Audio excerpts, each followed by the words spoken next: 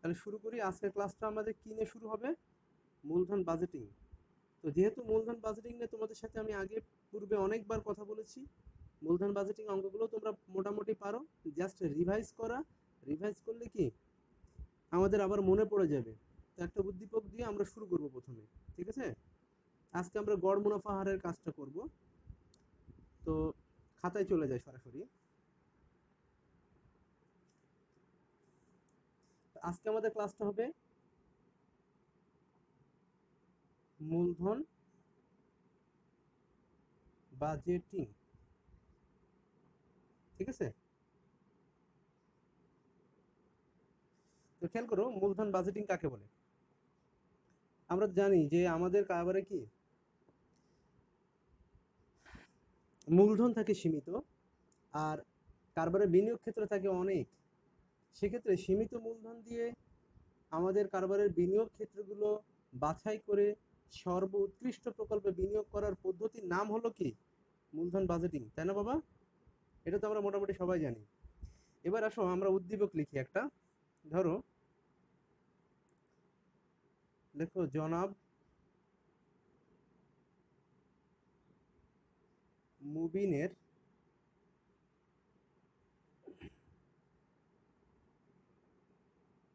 দুটি বিনিয়োগ প্রকল্প রয়েছে। ওকে, জনাব মুবিনের কি দুটি বিনিয়োগ প্রকল্প রয়েছে? আচ্ছা, প্রথমটা লেখো এ প্রকল্পের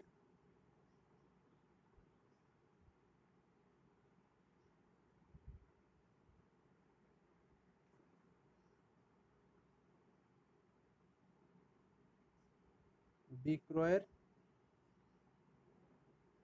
পরিমাণ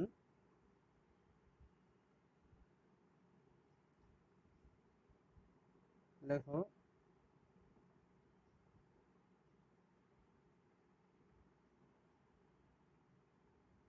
৭০ লক্ষ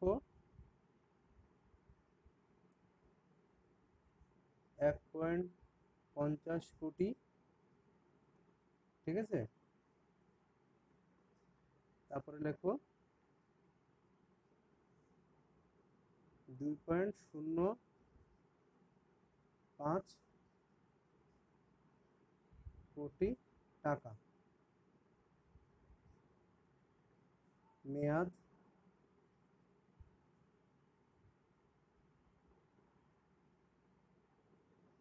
৩ বছর।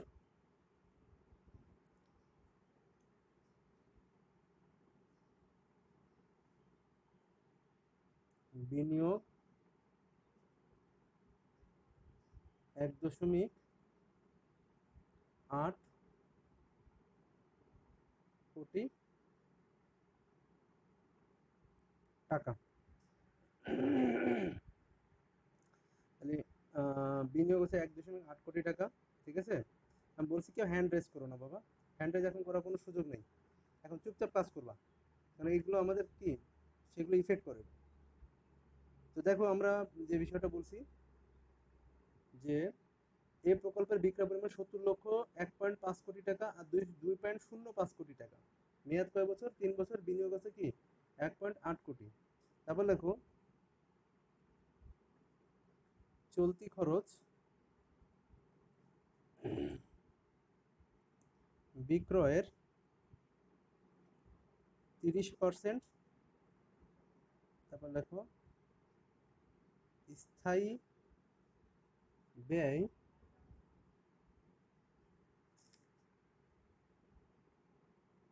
১০ লক্ষ টাকা। করের হার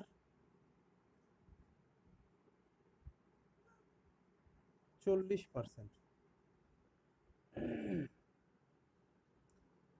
আবার দেখো আমরা এটা একটু বলে এটা একটু দেখে নিই। এ প্রকল্পের বিক্রয় পরিমাণ ৭০ লক্ষ, ঠিক আছে? প্রথম বছর, তারপর ১.৫ কোটি, তারপরে কি ২.৫ কোটি টাকা, এবং প্রকল্পের মেয়াদ তাহলে ৩ বছর। বিনিয়োগ দেওয়া আছে 1.8 কোটি টাকা, 1.8 কোটি টাকা। আর চলতি খরচ আছে বিক্রয় কত, 30%। স্থায়ী ব্যয় দেওয়া আছে 10 লক্ষ টাকা, করের হার কত, 40%। এই আছে এ প্রকল্প। এবার লেখো বি প্রকল্প।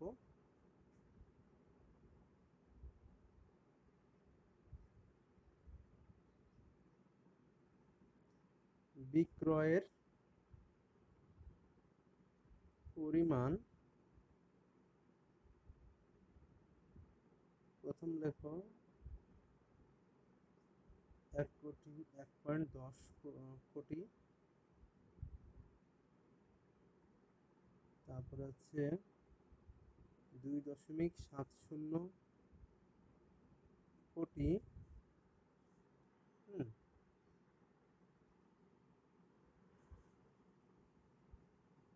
এবং 50 লক্ষ টাকা। ঠিক আছে,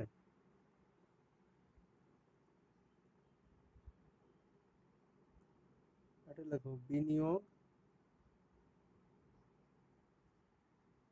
এটা 1.5 কোটি লেখো।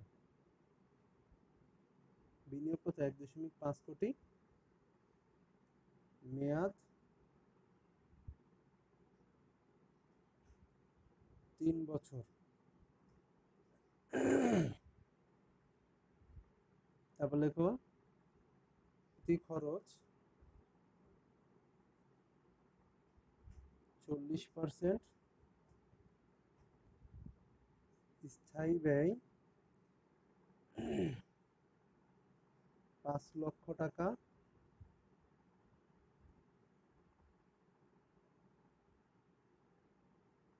করের হার 25%।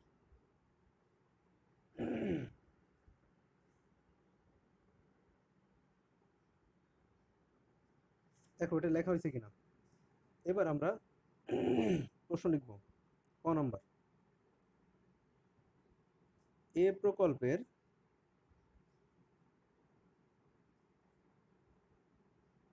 গড় মুনাফার হার নির্ণয় করো।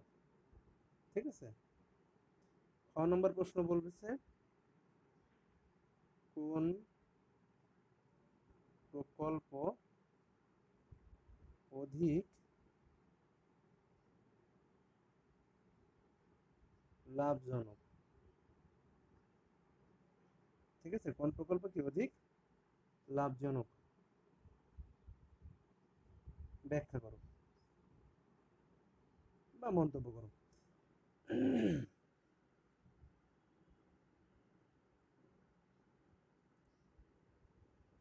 এই হচ্ছে আমাদের কি মোটামুটি প্রশ্ন।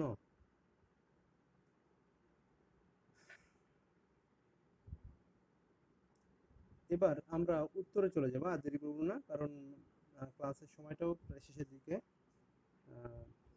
তাহলে এবার আমরা সরাসরি চলে যাবো কোথায়, উত্তরে। একটা কাজ করে নিই, আমরা প্রথমে উত্তর করি। ধরো ক, তা ক নম্বরের জন্য আমাদের প্রথমে কি করতে হবে, গড় মুনাফা করার জন্য কি নির্ণয় করতে হয়, আমাদের লাগবে কি গড় নিট মুনাফা, লাগবে গড় বিনিয়োগ। আমরা একটা কাজ করিনি, এইটা এই জায়গাটা তো আমাদের ওই ছকটা হবে না, আমরা একটা কাজ করি, এখানে অবচয়টা নির্ণয় করি। ধরো এখানে আমরা লিখলাম অবচয়, অবচয়টা নির্ণয় করে নিই, আর গড় কি বলে, গড় বিনিয়োগটা নির্ণয় করে নিব এখানে। হ্যাঁ, দেখো অবচয় আমরা কিভাবে নির্ণয় করবো, খেয়াল করো, বিনিয়োগ মাইনাস কি ভগ্নাবশেষ মূল্য বাই মেয়াদ বা আয়ুষ্কাল। খেয়াল করো,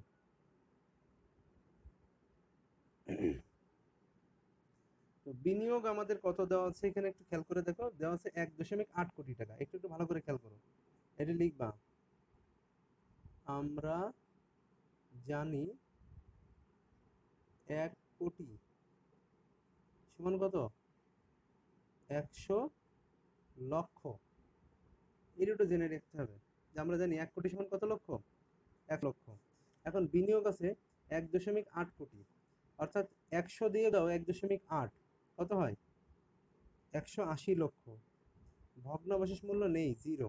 আর মেয়াদ আছে কয় বছর? 3 বছর। তাহলে আমার অবশ্যই হবে কত?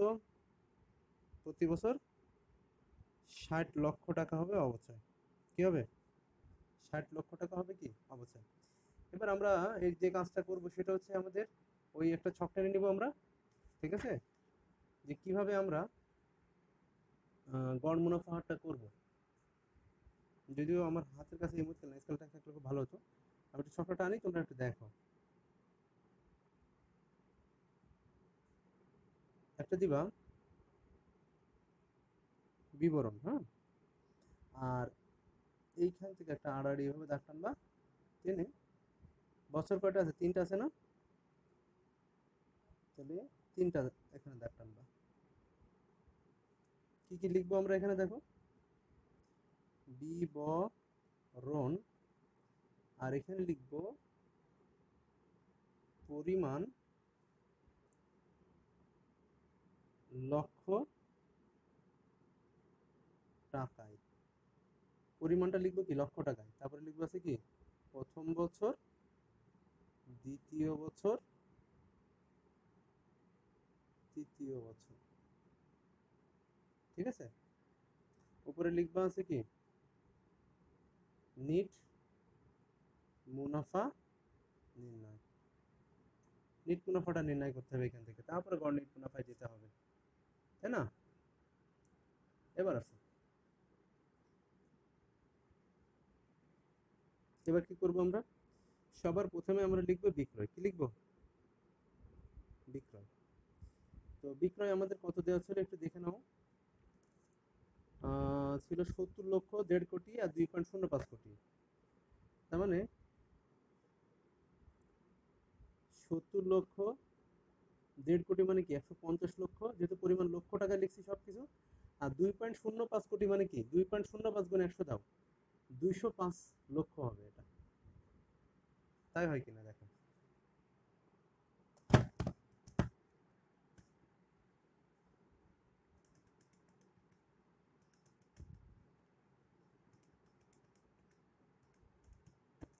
205 লক্ষ টাকা।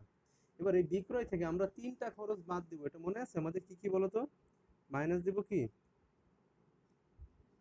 চলতি খরচ, তারপরে মাইনাস দিব কি? স্থায়ী খরচ, আর মাইনাস দিব কি? অবচয়। এই 3টা খরচ আমরা বিয়োগ করব। বিয়োগ করার পরে তারপরে কি আমাদের কর পূর্ব নিট মুনাফা চলে আসবে, তাই তো? এই কাজটা আমরা একবারেই করব। এবার আসো, চলতি খরচ কত বলছিল বলতো? বিক্রয়ের ছিল 30%। এটা কয় পার্সেন্ট ছিল? 30% করব প্রত্যেকটা। স্থায়ী খরচ কত ছিল? স্থায়ী খরচ ছিল 10 লক্ষ টাকা। আচ্ছা, তাহলে স্থায়ী খরচটা আমরা 10 লক্ষ টাকা লিখে দিই সবগুলা। 10 লক্ষ, 10 লক্ষ, 10 লক্ষ। আর অবচয় ছিল আমাদের 60 লক্ষ টাকা। তাহলে 60 লক্ষ, 60 লক্ষ, 60 লক্ষ। ওটা একটু পরে করতেছি আর কি। দেখো, চলতি খরচ 30%, তাহলে প্রথমে দেখো 70-এর 30% করলে কত হয়? এটা হয় 21, তাই না? তারপরটা আসে 150।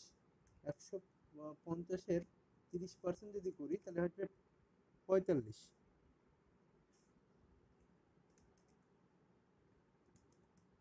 আর তারপরে 205 গুণ 30% কত হয়েছে? 61.5। এইটা হচ্ছে আমাদের হিসাব। এবার আমরা এই 70 লক্ষ থেকে 3টা খরচ বাদ দিব, এটা বাদ দিব, এটা বাদ দিব, দিলে যেটা পাবো সেটা কি? কর পূর্ব নিট মুনাফা, অথবা কি বলতে পারবো? ক্ষতি। কর পূর্ব নিট মুনাফা হতে পারে, ক্ষতিও হতে পারে। তাহলে প্রথমটা করো, 70 মাইনাস 21 মাইনাস 10 মাইনাস 60। তাহলে দেখো প্রথমটা আসে কত, প্রথমটা আসবে মাইনাস 21, কত আসছে 21 কিন্তু আসছে মাইনাসে। তারপরটা করি 150 মাইনাস কত, এটা আসছে দেখো প্লাস 35। আচ্ছা, তারপরে 205 মাইনাস 61.5 মাইনাস একবার দিলাম 70, এটা থাকলো 73.5। দেখো এটা আছে কিনা, ঠিক আছে। 205 মাইনাস, হ্যাঁ ঠিক আছে।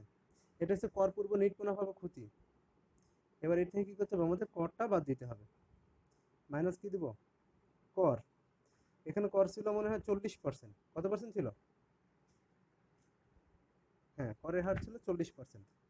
তাহলে আমরা করটা দিব 40%।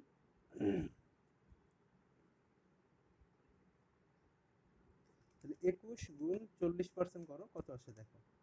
প্রথমটা আসে দেখো 8.4। আচ্ছা থাকলো এটা। পরেরটা আসে 35 গুণ কি 40%, এটা আসছে 14 মাইনাস 73.5 গুণ কি 0.4, এটা আসছে 29.4, এটাও মাইনাসে। আর প্রশ্ন আছে স্যার, আমাদের সে কথাগুলো আগের মতো মনে রাখতে হবে যে যেহেতু প্রথমটা আর কি মাইনাসে আছে, ওর থেকে কর যদি আমরা বাদ দিতে যাই তাহলে করটা প্লাস করতে হবে। তাহলে করটা প্লাস হলে করটা কি হবে, ওর থেকে মাইনাস হয়ে যাবে অটোমেটিক। আর এগুলো কি ছিল, আমার মুনাফা ছিল, তাহলে আমি কি করব, করটা তখন বিয়োগ করতে পারবো। 73.5, এটা হচ্ছে কত দেখো তো, 44.1 আছে না, 35 থেকে 14 বাদ দিলে তো কত থাকে 21, তাই তো। আর এটা থাকলো হচ্ছে 21 মাইনাস 8.4, এটা থাকলো 12.6 কিন্তু মাইনাস।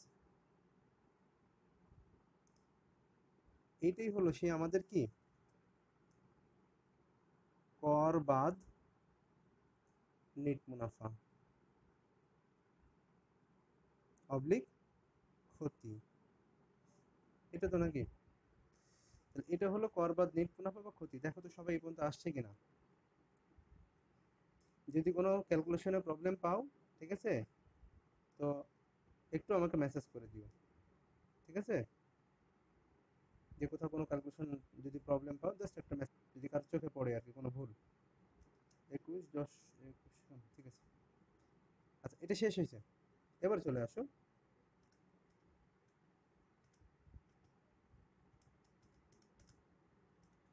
এবার আমরা আসবো, আমাদের কি দুইটা জিনিস আমাদের লাগবে। একটা কি দেখো, অতএব লেখো গড় নিট মুনাফা।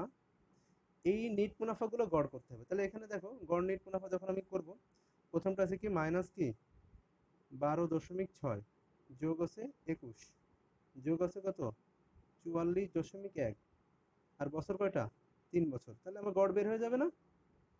আচ্ছা এবার দেখো এটা প্রথমে আছে,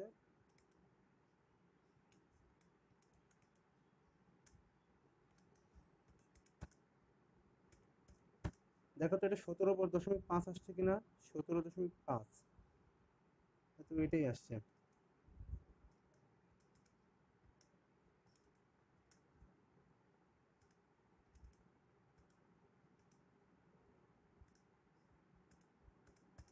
হ্যাঁ ঠিক আছে, 17.5 লক্ষ টাকায় আসে। এবার লেখো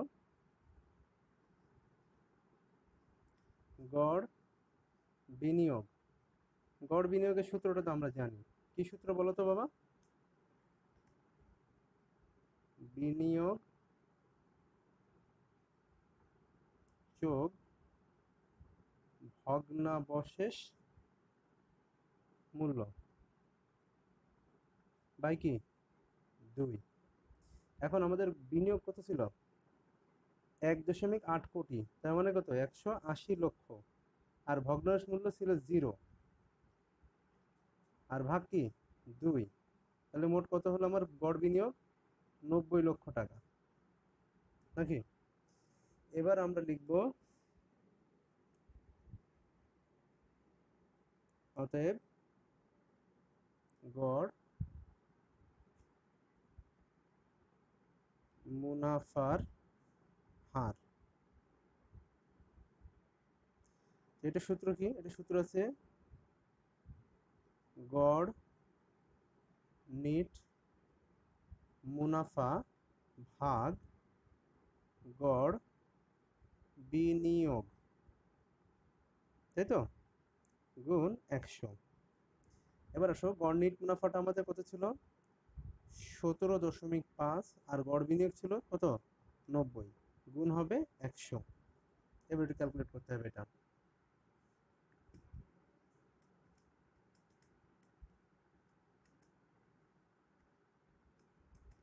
দেখো তো কত আসছে, 19.44%। এটা আসছে কিনা?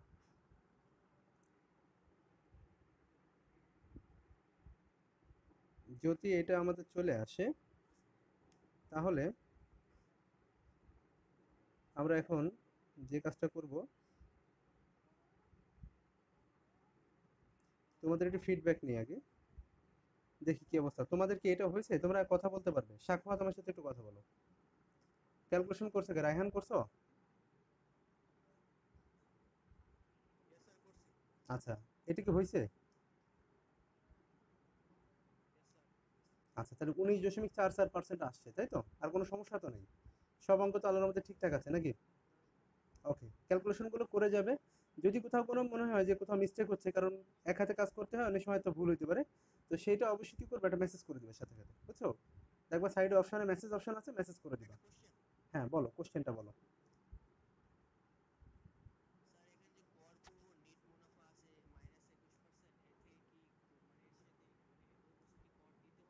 অবশ্যই কর দিতে হবে। কর দিতে হবে সেটা নয়, খেয়াল করো, আমরা কিন্তু করটা ক্ষতি থেকে বাদ দিচ্ছি, দিয়ে কিন্তু ক্ষতি কমায় দিচ্ছি। এটাই হচ্ছে সিস্টেম, এটাই হচ্ছে নিয়ম। তোমাদের বইয়ে যে কথাটা লেখা আছে, এই কথাটা ভুল আছে, বুঝতে পারছো? তবে যদি কেউ ভুলটা করে যাও, তারটা হয়তো বা সঠিক দিবে, কিন্তু রুলস নিয়মটা হলো এইটা। সঠিক নিয়ম কোনটা? এইটা, বুঝছো? যদি তুমি ওই ভুলটা শিখে দেখো, যেহেতু বোর্ড বইতে আছে, ভুলটা শিখে যদি ভুলটা অ্যান্সার করে আসো, বোর্ডে হয়তো বা তোমার নাম্বারটা দিবে। হ্যাঁ, কিন্তু বড় ক্লাসে যে কিন্তু তুমি আর এইটা অ্যাপ্লাই করতে পারবে না, অ্যাপ্লাই করতে হবে এইটা। কথা ক্লিয়ার, রিফার?